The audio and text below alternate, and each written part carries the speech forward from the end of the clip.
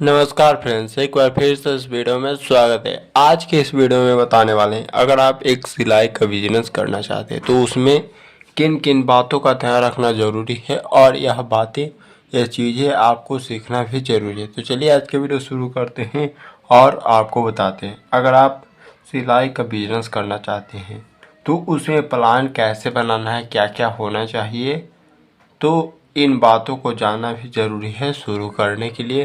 तो सबसे पहले एक नंबर आप लोग देखिएगा, अगर आप लोग पेन और कॉपी नहीं लिए तो सबसे पहले आप लोग पेन और कॉपी ले लीजिए और साथ में नोट भी करते चलिए, क्योंकि अगर आप नोट करते चलिएगा तो भले समझ में कम आए, लेकिन यहाँ से क्या होगा कि आपको नोट करते चलिएगा तो लिखने पर भी बहुत सारे लोगों को समझ में आता है।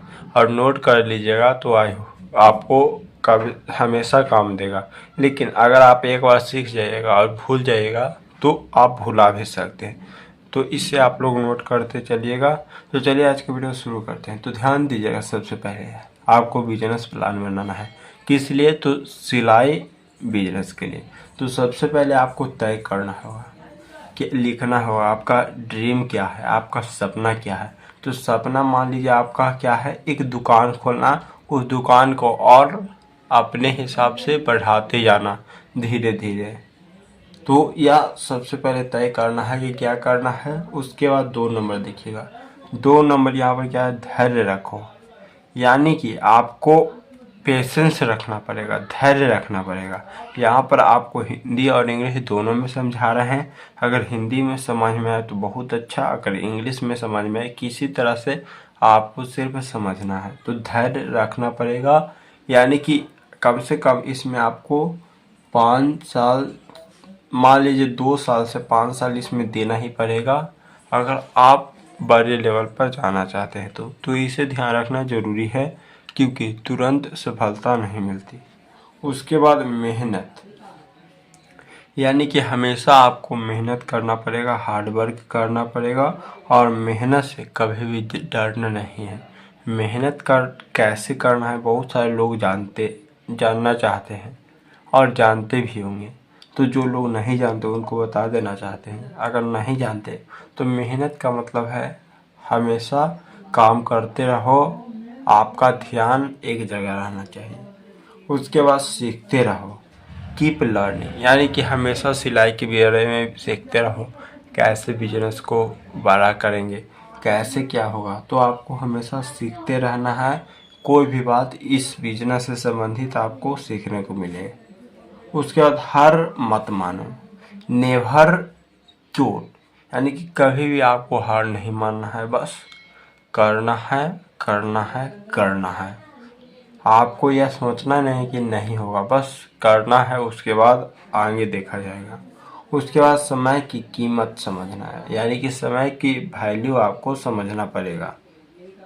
यह सबसे ज़रूरी है और इम्पोर्टेंट है, क्योंकि वैल्यू का क्या मतलब होता है कि आपको उसे निभाना पड़ेगा, यानी कि अच्छे से आपको उस पर समय देना पड़ेगा, उस बात को समझना पड़ेगा।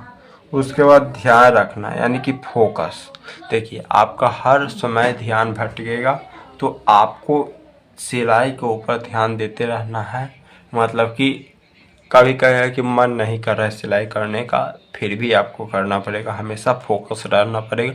जिस तरह से आप पढ़ाई में फोकस होता है उसी तरह से। उसके बाद अनुशासन जरूरी है, यानी कि डिसिप्लिन। डिसिप्लिन का क्या मतलब होता है, देखिए मान लीजिए आपका फोकस बिगड़ रहा है, तो आपका फोकस बिगड़ रहा है तो क्या कीजिएगा, आपको डिसिप्लिन रहना है। बस हमें फोकस नहीं भी करना है, डिसिप्लिन में रहना है।